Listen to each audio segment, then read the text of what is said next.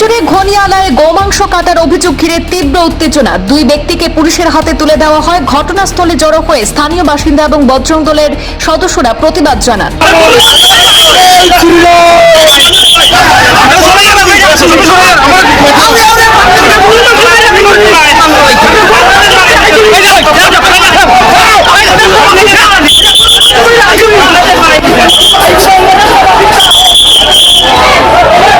পরিস্থিতি নিয়ন্ত্রণে এলাকায় মোতায়েন করা হয় বিশাল পুলিশ বাহিনী। আইন নিজেদের হাতে না নেওয়ার আহ্বান প্রশাসনের।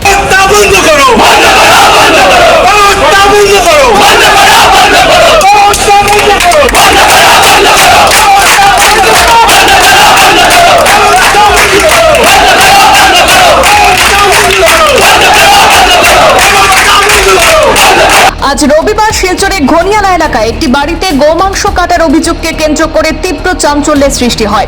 খবর পেয়ে ঘটনাস্থলে পৌঁছান স্থানীয় বাসিন্দা এবং বজরং দলের সদস্যরা। তাদের অভিযোগ, একটি বাড়িতে প্রকাশ্যে গোমাংস কাটা হচ্ছিল এবং বিভিন্ন ব্যক্তিকে সেই মাংস সংগ্রহের জন্য ফোন করা হয়েছিল। এই পরিস্থিতি উত্তপ্ত হয়ে উঠলে অভিযোগের সঙ্গে জড়িত বলে দাবি করা দুই ব্যক্তিকে পুলিশের হাতে তুলে দেওয়া হয়।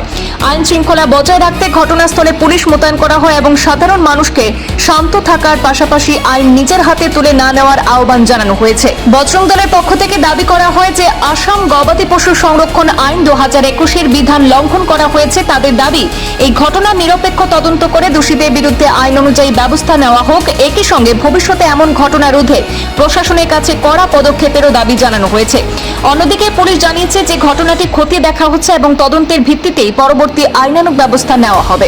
9টা নাগাদ আমাদের কাছে ইনফরমেশন আসে বালুগ্রাম গনিয়ালা রোড থেকে যে আমাদের বৌমাতাকে এখানে নির্মমভাবে হত্যা করে ফোন করে এসবের ঘরে ঘরে ডেলিভারি দিচ্ছে দিয়াছি বাচ্চা। আমাদের এটাই জানা, আপনাদের থ্রুতে আমরা একটাই জিনিস জানতে চাই, আমাদের মাননীয় আসামের মুখ্যমন্ত্রী 2021-এ গো হত্যার বিরুদ্ধে যে আইন প্রয়োগ করেছিলেন, তার শুধু কি কাগজ কলমের জন্য? তার কি কোনো ধরনের তার মূল্য নেই? তার যদি মূল্য থেকে থাকে, কেন দিনের পর দিন ওরা জানে তা আমাদের হিন্দু সেন্টিমেন্ট? বারবার ওরা অত কিছু জানার পর আমাদের সেন্টিমেন্টে আঘাত করে।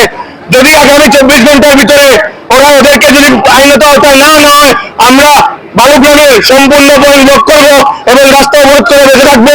যদি তারা অ্যারেস্ট না হয়, আগামী দিনে আমরা বৃহত্তর থেকে বৃহত্তর আন্দোলন।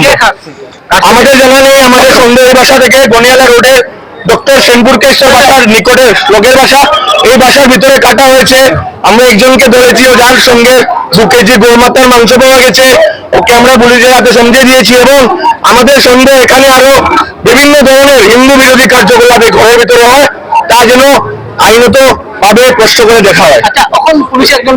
আমাদের জানা নেই, এই বাসার মালিক এবং গরু মালিককে ধরিয়ে নেওয়া হয়েছে। আর এই গরুটি আমাদের যতটুকু সন্দেহ, আমরা গত ঈদে এই গরুটি আমরা আটকিয়েছিলাম, আটকে আমরা পুলিশ প্রশাসনের কাছে সমঝে দিই।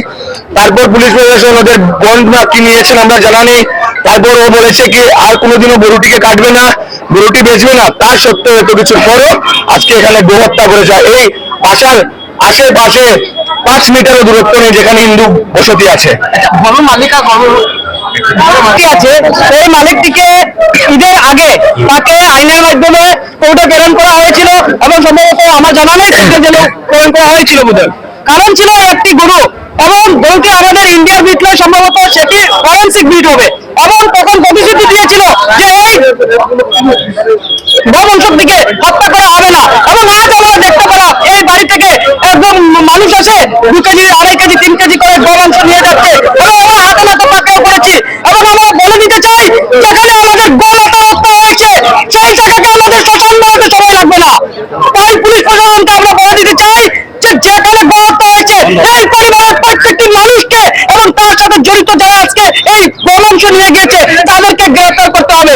আর না হলে যে জায়গাতে আমাদের গোমাতাকে হত্যা করা হয়েছে সেই জায়গাকে শ্মশানে পরিণত করতে পর্যন্ত কিছু হবে না।